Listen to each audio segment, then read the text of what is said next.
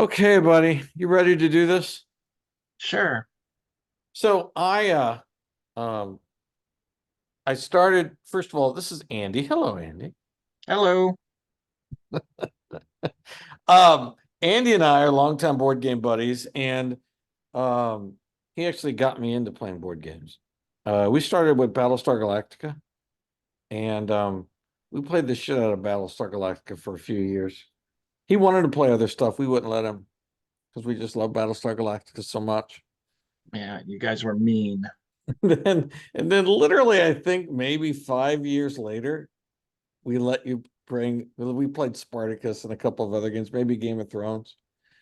And we started seeing the value that we could do other things. So and that led me to Twilight Imperium. And Twilight Imperium is like, I played Game of Thrones, and that kind of scratched an itch. It's got some Twilight Imperium features in it, but to me there's nothing like a 10-hour space opera, that you play for Yeah. hours upon hours on end. So and that you can do this on tabletop simulator. So we discovered that, and we played that a couple times on tabletop simulator, and that's where Space Cats Peach Turtles does their thing. As well as tabletop playground. But it doesn't really shave a lot of time. Like, you're still in it for like 6 to 8 hours. And so I was doing like a search on a a game that's like Twilight Imperium, because I've got like an Xbox, and obviously I've got PCs here and Macs and shit like that. And I didn't really find anything. I found this game called Stellaris, but Stellaris, I got it on Xbox, and talk about a long game, dude. It's like you can play that game forever. I mean, there's kind of no end unless you completely get eliminated, and I didn't find that, and so I got kind of bored with it, actually. And so this past year, like late last year, maybe even early this year, I tried to do a search again for like a Twilight Imperium video game, and then I saw Stellaris Nexus. People were like raving about it, and I'm like, well, I didn't think it was that great, and it was okay, but it did scratch the same itch. And then I started looking it up, and I was like, oh, it's a completely different game than Stellaris.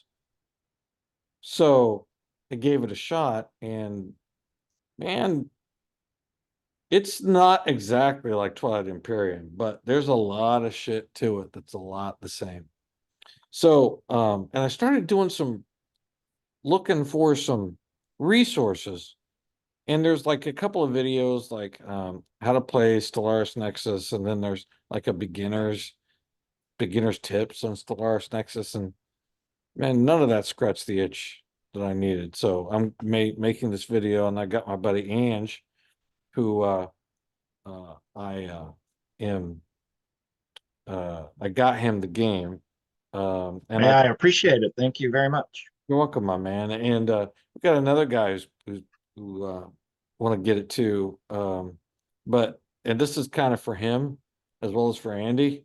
But if anybody else can benefit from it too, that's great. So I'm just going to stick to the solo game. I'm not going to stick to the story. I'm going to stick to Succession. Now, Succession is an actual playing of Stellaris Nexus.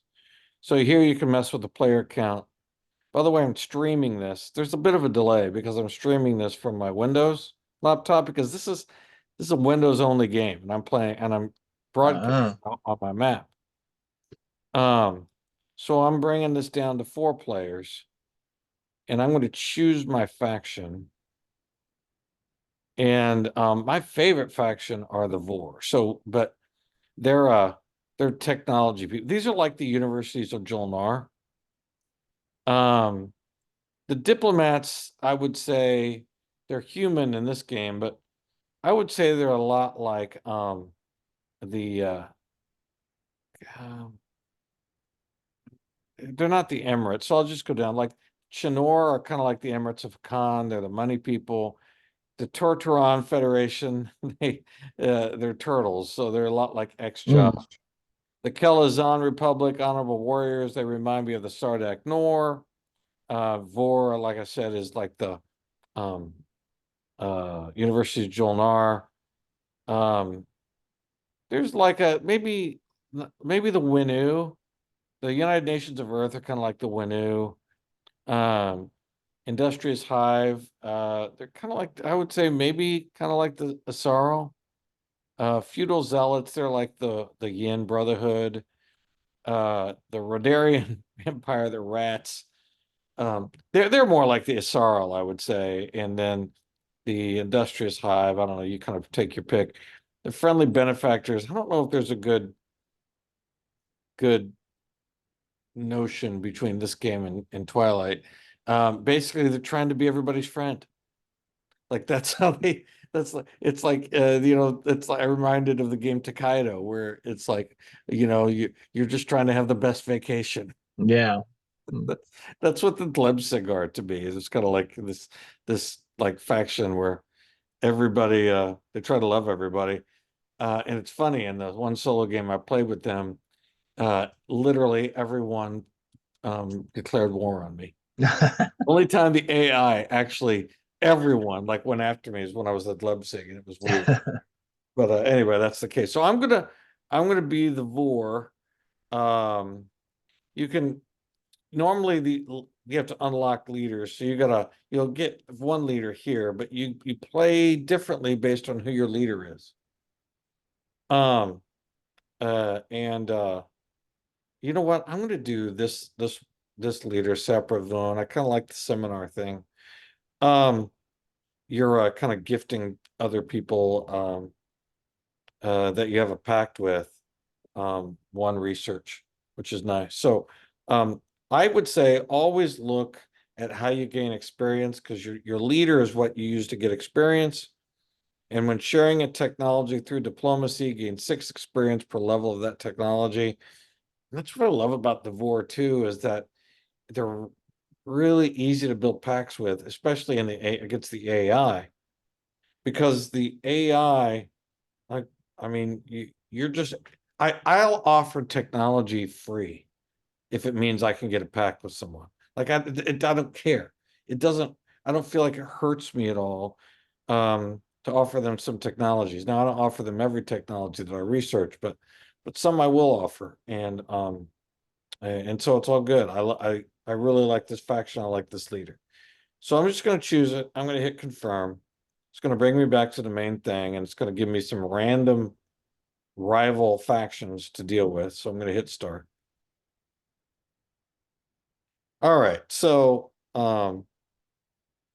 basically the way it begins is that you see your factions you're against here, and I'm going to play 7 years. Not in people time, but I'm going to play at 7 years as far as the game, and that's actually 7 turns. So you're dealt these are like strategy cards, but you have a deck of them. This is kind of like a little deck builder game. You start with these strategy cards, you play them.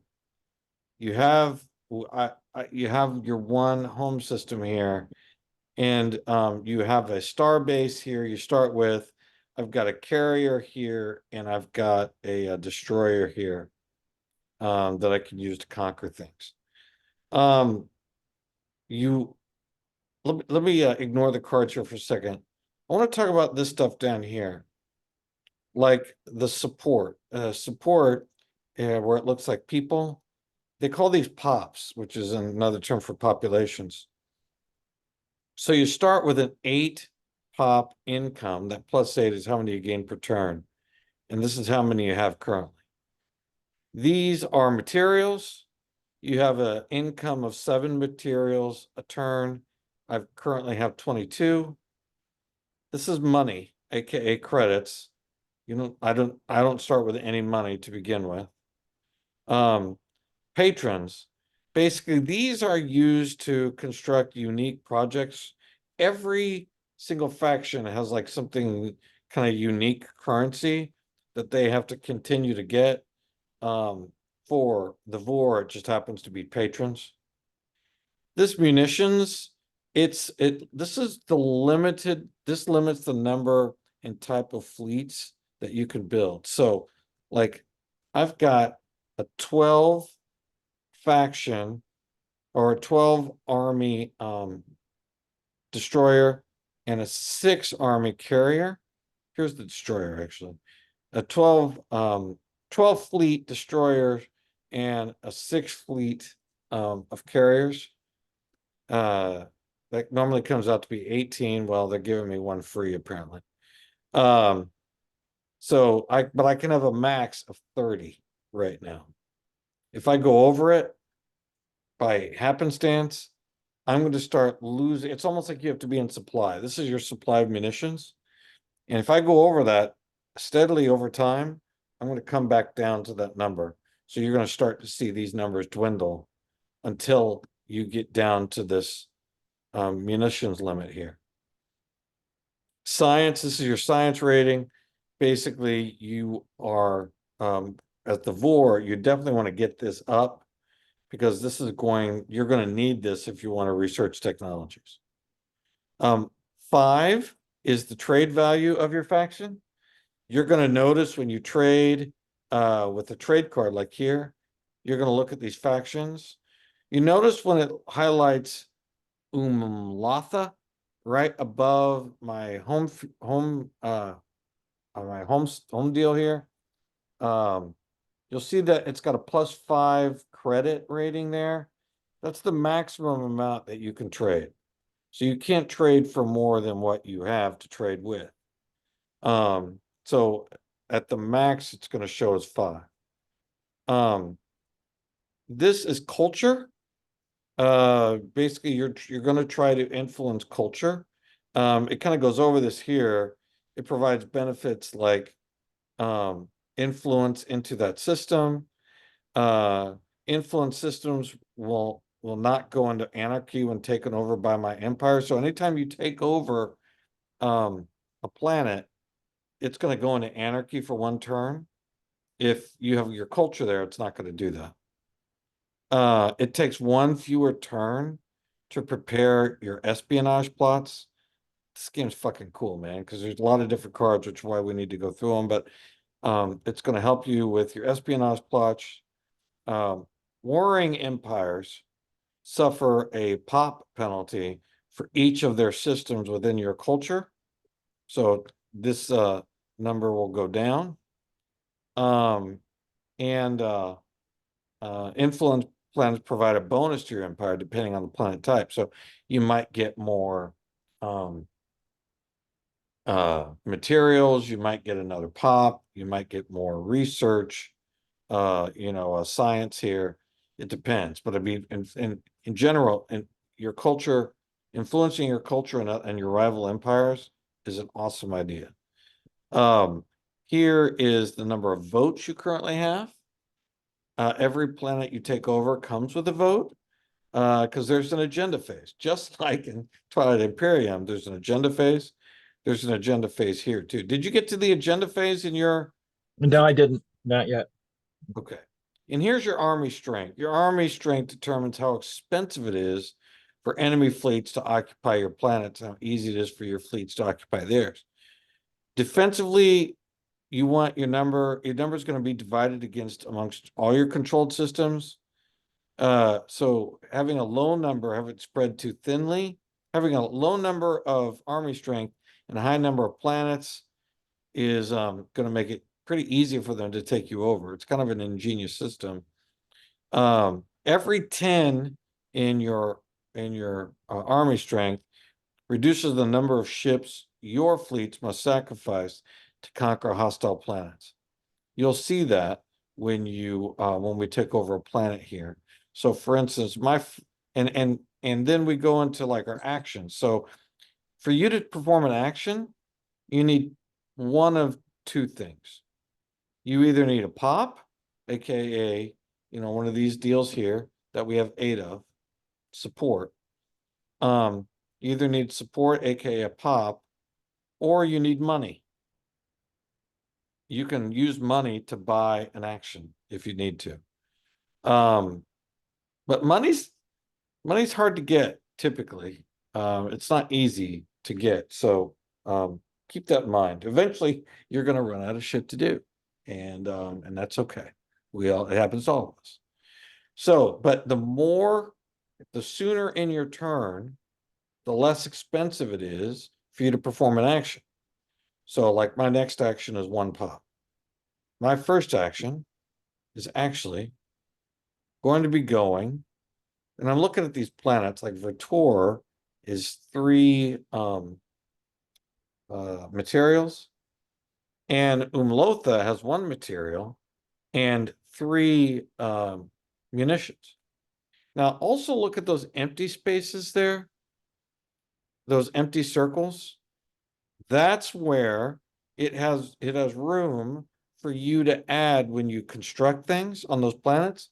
There's room for you to add like another munition there, another material there. I mean, your top 2 things to really help you expand your universe is going to be centralized on pops and materials, because you need materials to buy things, and then materials to buy things and to build things, and you need pops in order to do things.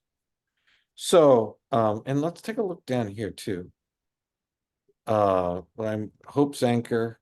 Oh, and there's another one here, Bradgard. So when I hover over here, I've got, it starts off, the Bradgard starts off at a -1 material.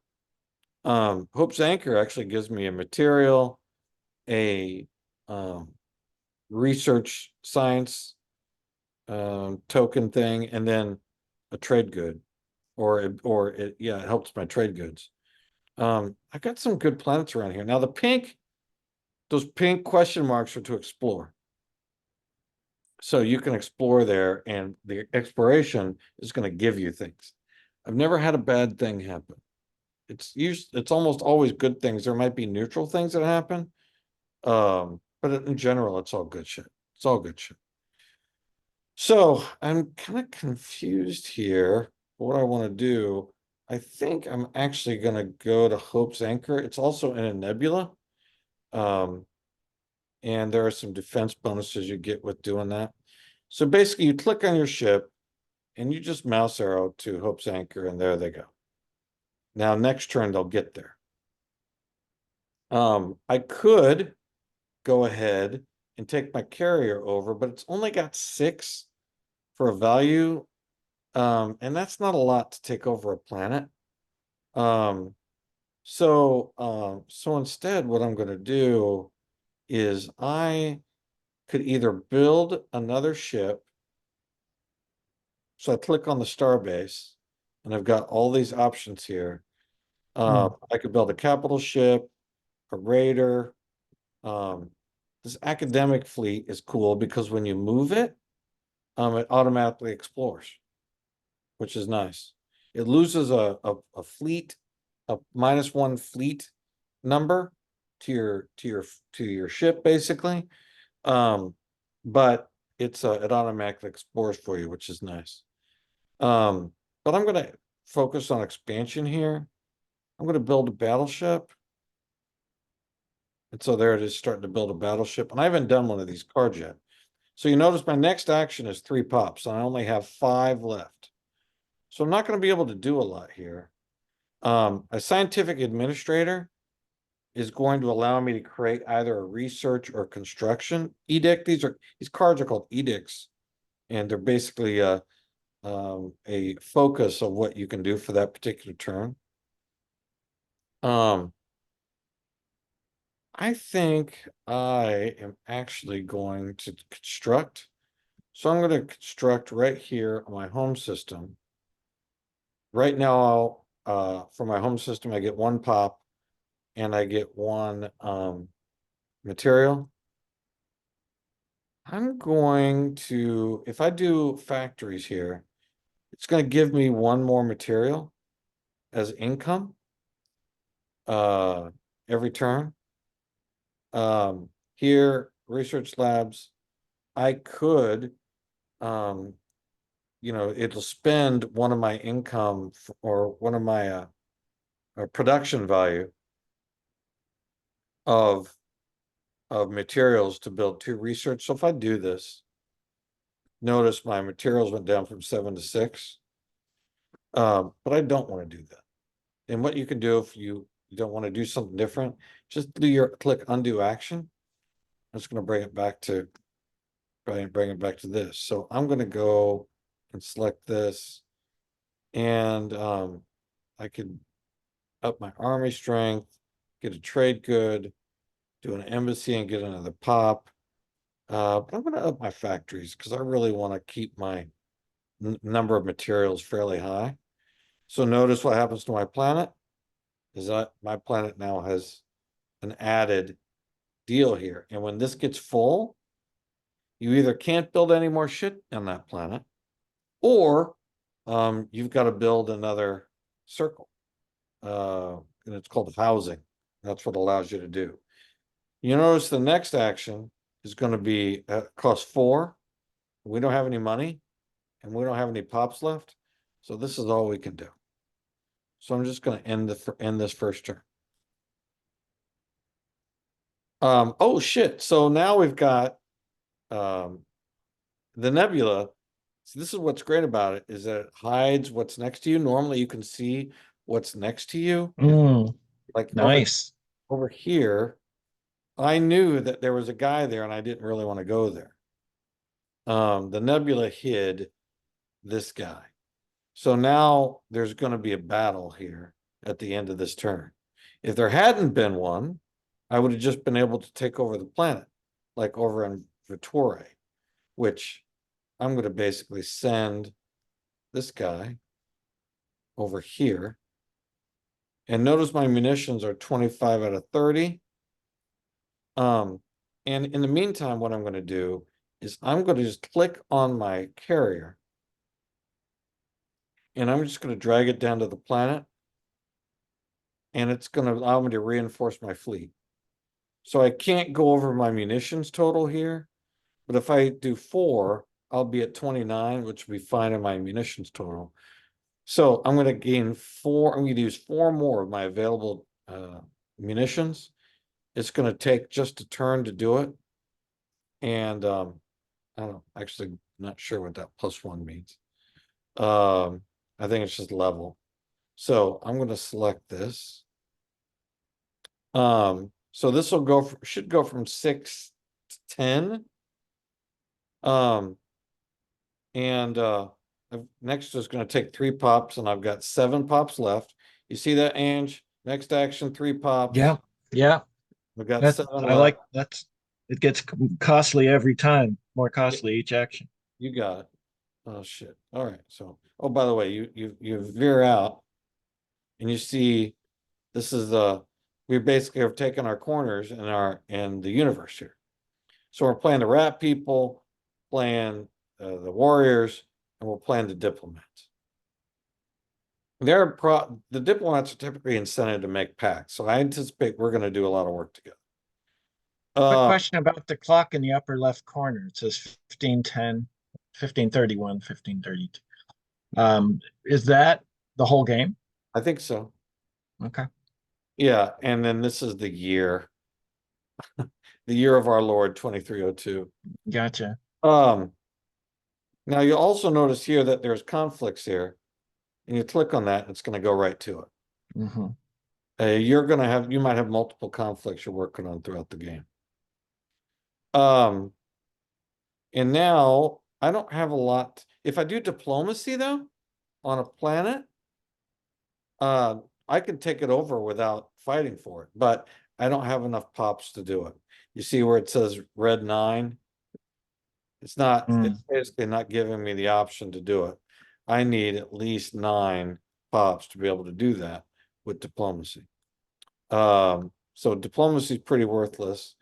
Command is kind of nice because I would allow me to assign a fleet role to one of my ships. So I could go here and I could drag it over here to my battleship. And basically I would give this battleship an extra 15% in fleet strength. Or I could do research. And I now have all these options. So I would use two of my research tokens, 8 of my materials tokens, and 3 pops if I want to do quantum theory. But the best one on this for me right now to start with for this particular faction is cranial implant. For the same price, instead of using advanced targeting, which is something you would probably, I think you select that in in command. Instead of being able to build an advanced laboratory right off the bat just by researching this technology, I get cranial implants. So I'm just going to do that. And you're going to notice when I select that, it automatically goes up from 2 to 5. So I got some room to breathe here with regard to some more technologies I can research. Okay, so we've got that guy going over here. We've got this guy going over here. I could take one more action, but it would use all my pops, and I'm not going to do that. So I'm just going to end turn. Okay, so now we're going to fight this guy. I See, really like the graphics of. Yeah, that's good. Yeah. So I went down from 12 to 8. And if I want to take this guy over, I just click that guy and bring it here. And I went down from 8 to 4, and it automatically becomes a part of my universe. Your little empire. Yeah, my empire, right. And now this guy, I'm going to do the same thing with this guy. We're just going to bring it down here. And by the way, each of these actions cost populations. So now I've got 3 planets in my empire. I plundered some, it said plunder, I plundered some materials from taking it over. You notice the fist here? That fist means that it's in anarchy. If there was my culture there already, it wouldn't go into anarchy. So there's nothing I could do on this planet right now except take it over.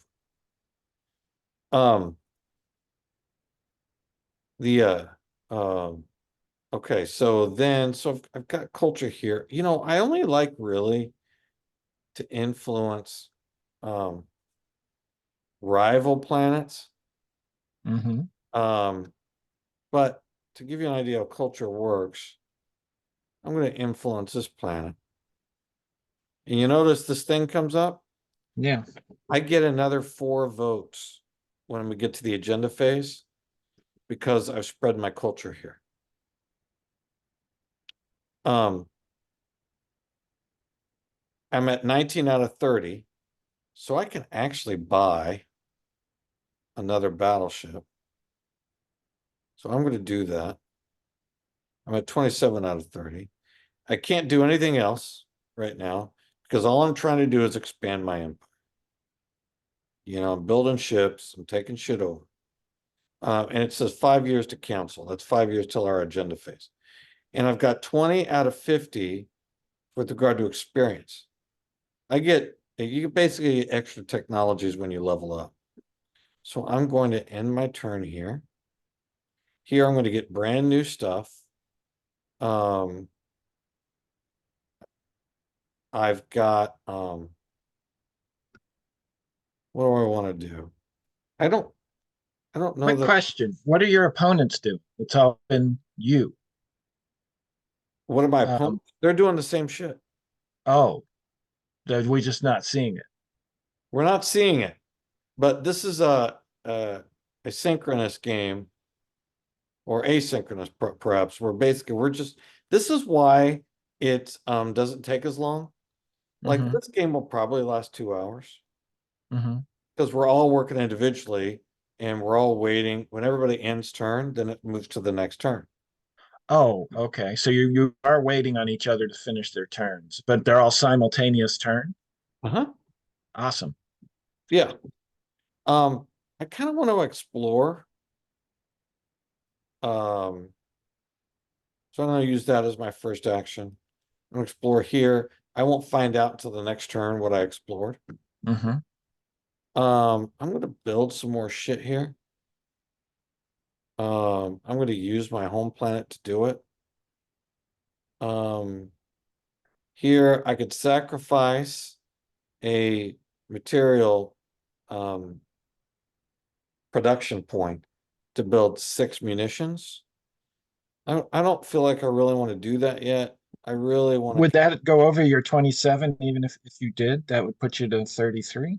It would put me, no, it would, it doesn't, it doesn't use it.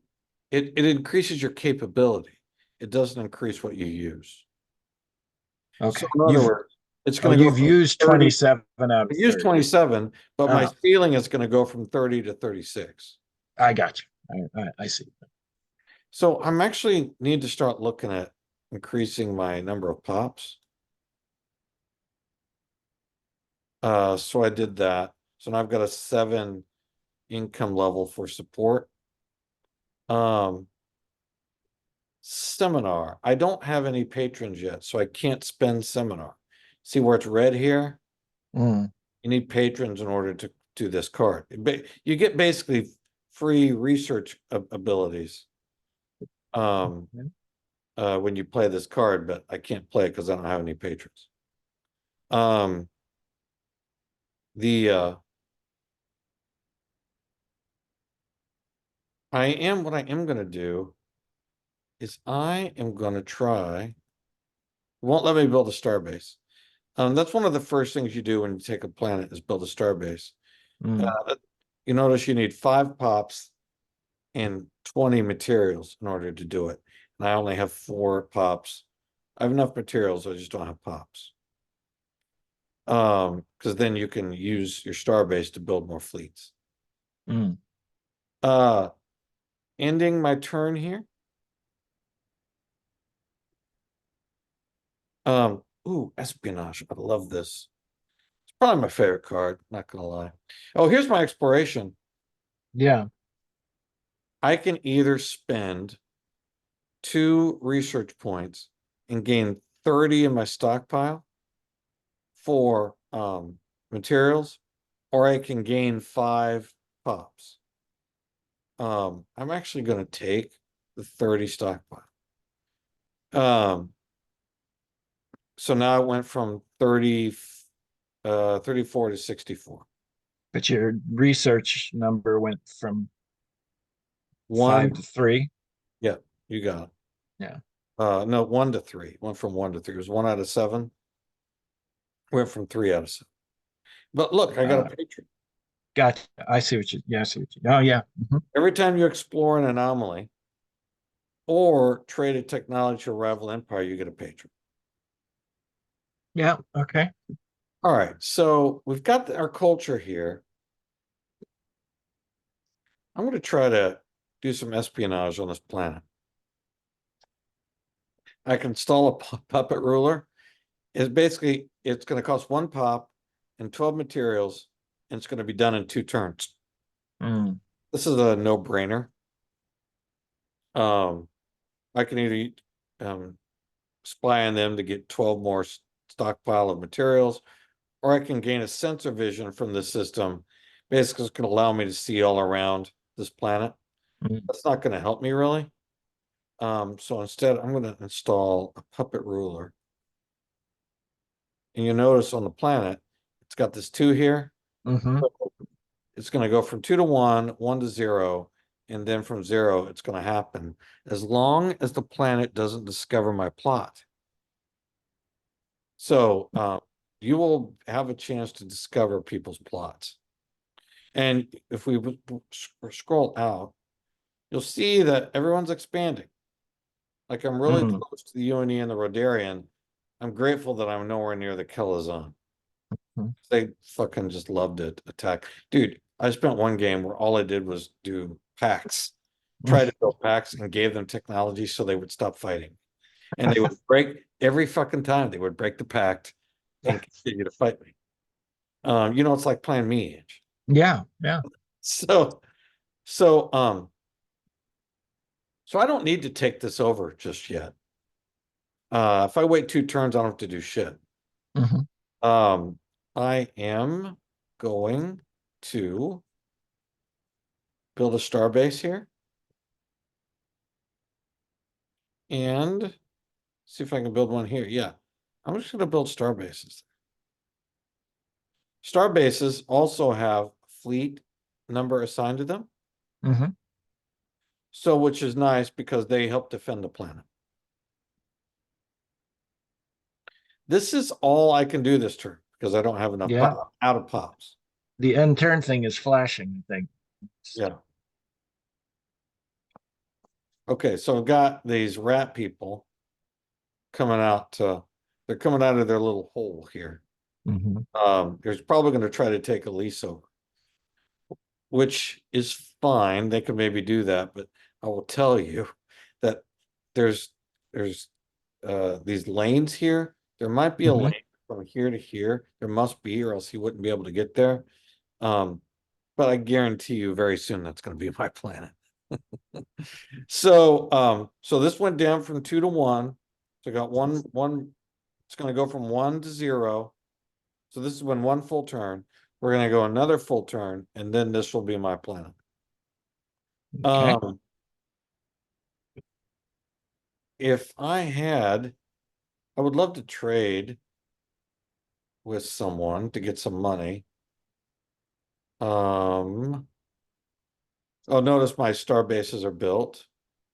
Um,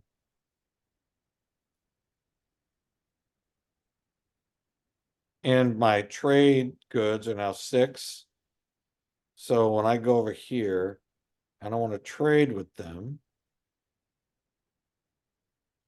It says automatically I have an outgoing and then I have a check mark. When you're trading with a neutral planet, you always are getting your trade. When you trade with a rival, it may say outgoing for a while until they either A, get a trade card, or they want to prioritize getting a trade good from you. Or maybe they just don't want to fucking trade with you at all and they just leave it there. It's absolutely possible. Hmm. Next action is 2. I could move down here and attack them, but I don't really want to. I don't want to start any shit right now. Well, I will say this though. If it's impossible to attack a planet in someone's empire unless you actually declare war. Hmm. You right click and you say declare war. If you attack an AI rival outside um, of their empire, I don't feel like you suffer at all any kind of penalty. I don't feel like they hate you any more than that. Um, what I am going to do is I'm going to reinforce. Actually, I don't think I can because I've only got 30. Um, I've got really good income from my materials. Now from 14, I'm creating 14 a turn. I could create a construction. I'm going to try to construct here.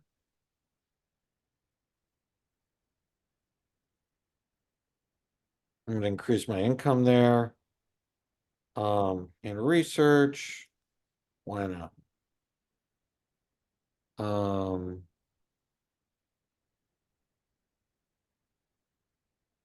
If I research this technology, it's going to allow me to create a military academy and construction. Mhm. Which is kind of nice. And it increases 3 things: your munitions, your army strength, and your ability to do research. Crypto siphoning. Basically, this allows you to get $2 extra when you trade. That's pretty nice too. Hmm. And during when you do espionage, you can now steal money from them through. Hmm. Hmm. I think I'm gonna do that. I think I'm just gonna enhance my trade. Um, Now in turn, 2 years to cancel. So that 6 now became part of my credits that I traded for. So they did take a lease, which is fine. Now what I'm going to do is I'm going to spread my culture to a lease, and I'm going to get 4 extra votes in the agenda phase coming up. I'm going to take diplomacy. I'm just going to go over here. And next turn, that planet should be part of my empire. Because I've convinced them. I made them an offer they can't refuse, really. Yeah. You know, You're basically a stellar mafia. That's what yeah, I'm bullying them and to say, hey, yeah. you might want to become part of my empire. It's going to be better off for you if you do. And I still only have like a 30 limit on munitions. So I'm just going to do, I'm going to intern. My espionage has successfully carried out a plot on Bradgard. Confirm it. So now So it's Bradgard in, part of yeah. my deal. Now I've still got this neutral destroyer around. I got to deal with that. But it only is going to hurt me if I want to build a starbase. Right now it's just a defender. So this turn, right before the council, I'm going to explore. I'm going to go back to this anomaly because I'm going to get some shit when I do.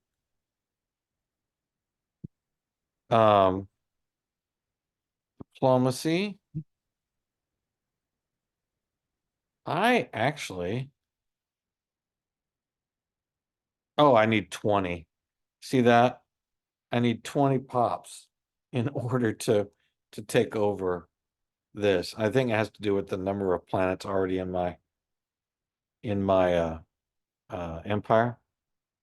So I'm not going to do that.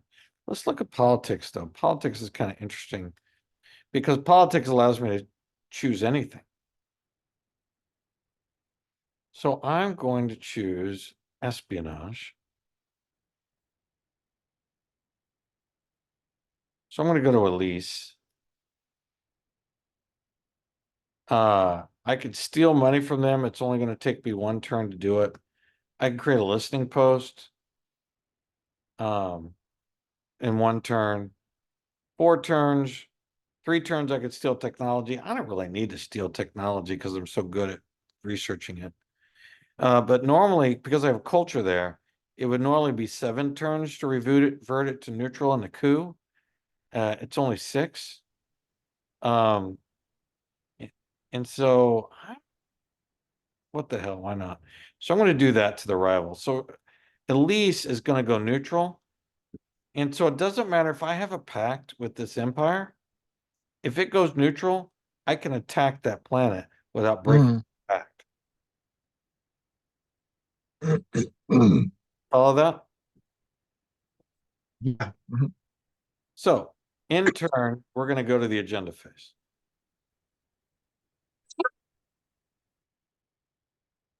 Okay, the Nexus. I'll talk about the Nexus here in a second. I'll show you the Nexus. Nexus is like Mechatol Rex. If you control Mechatol Rex, or if you control the Nexus, it's typically in the center of the universe. You get 12 victory points. Now we're trying to score 100 victory points. I currently have scored up to 5 based on the number of culture I've spread to foreign worlds.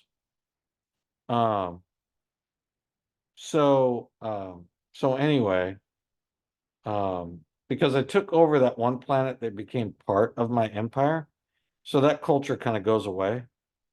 But I did just do it again to the Rodarians.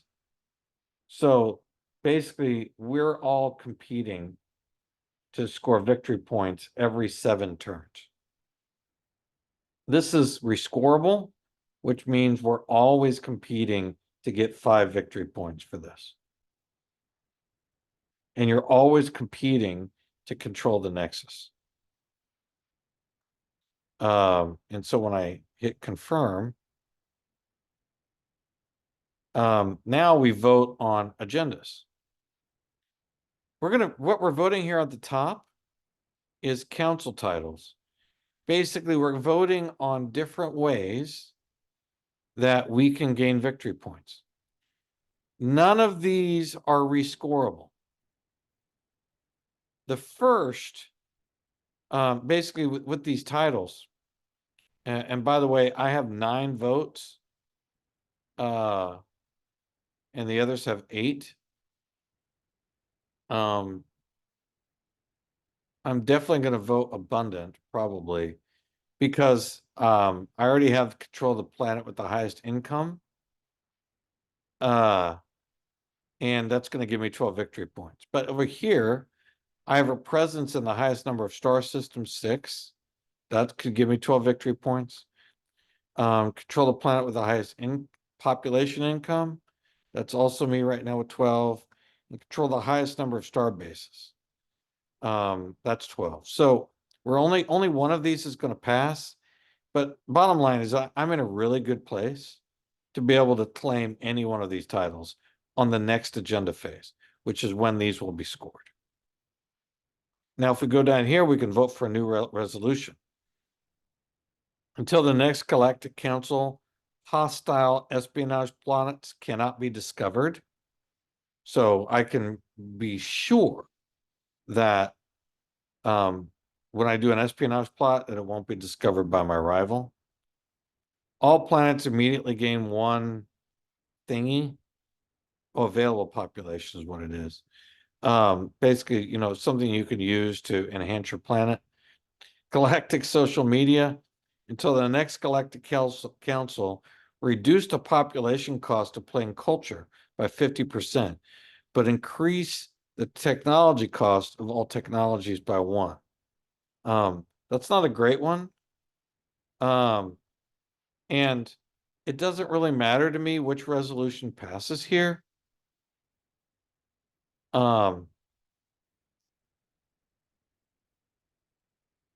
I think so, because I'm leading in all of these. I definitely don't want this to pass.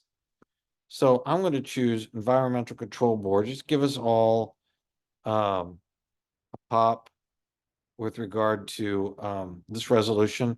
I'm going to put all my votes here. I could, if I selected this, I could distribute them how I wanted to, but I don't really care about these titles. I'm in a good line to get all of them, but I definitely don't want this to pass. So I'm going to vote for this to happen. I submit votes. Fuck. So, well, it's not horrible. Our espionage plots can't be discovered, which isn't horrible. It's fine. It's not this one, at least. And here, have a presence in the highest number of star systems. Currently, I'm winning with 6, so I got to continue to make sure I do that. And that's it for this agenda phase. I did some exploration. I could get 2 research income, basically. Or I could get 3 pops and draw 1 edict. That's not bad. I don't really need the research right now. And I can kind of use those pops. So the edict I don't really care about because I'm not going to be able to complete all these anyway, probably. But getting to 3 pops might be helpful. So I'm going to do that. Let me just show you real quick.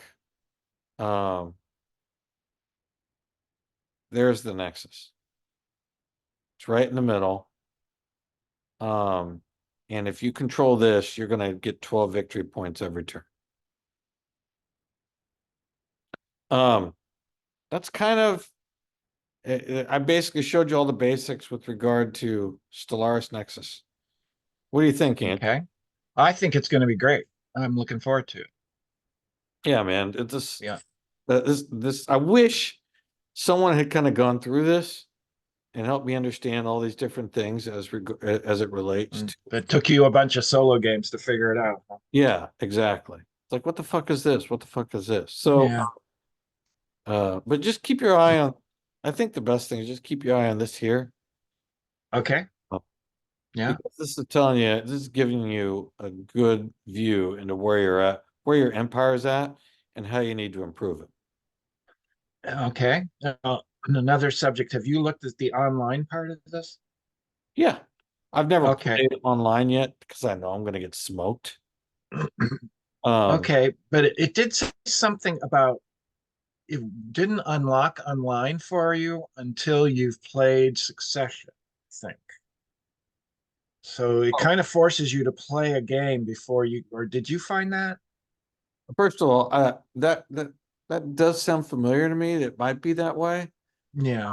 I don't know. I just wanted to mention it for the other Launch. guy in case, because I'm going to play a game of Succession here soon, and then see what the online looks like. But I think they want you to play one game first before you go Yeah, online. I've played about 5 or 6 games so far. Yeah, I haven't played, just part of the tutorial. So Yeah, I just wanted to mention that because we may have to do some homework before we can play online together.